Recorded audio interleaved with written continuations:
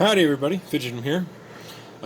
Today I've got an ABUS Marine, which basically just means the shackle and the body are both made of stainless steel.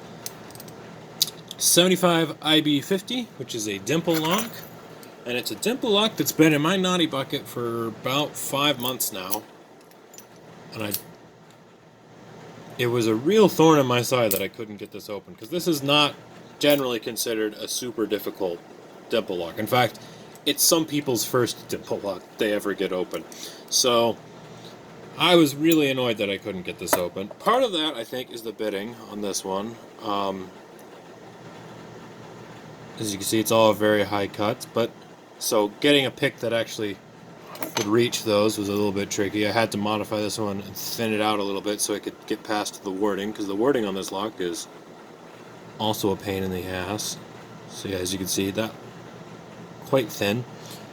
It's got some passive pins coming up from the bottom, but those only shoot up once the core starts to rotate, so you can just ignore them. It doesn't matter.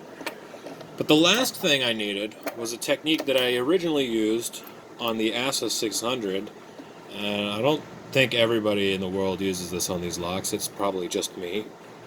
But I use 2 tension wrenches so that I can rotate both clockwise and counterclockwise. If some people like to get 1 tension wrench that fits really well and then, use 1 finger, but I find it's easier for me to use 2. Plus, that way I don't have to ensure that they fit 100% perfectly. And the reason I need this is because this is an unsprung core, so it doesn't rotate on its own. And these spools are very, very sharp. Every pin is a spool, and you can feel them start to counter-rotate. Here's one. But then they don't go quite far enough to let you set them all the way. So you just have to give them a helping hand.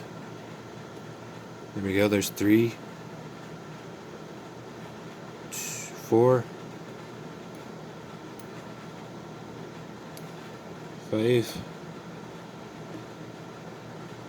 and 6, and back to 2. 2 always drops down. Uh-oh, that's not right.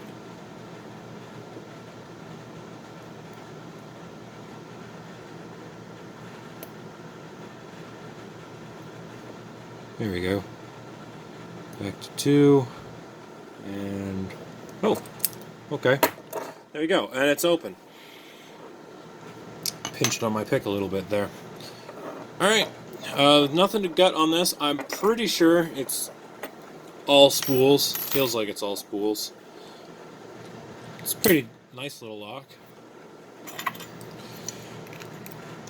And it's key retaining, actually.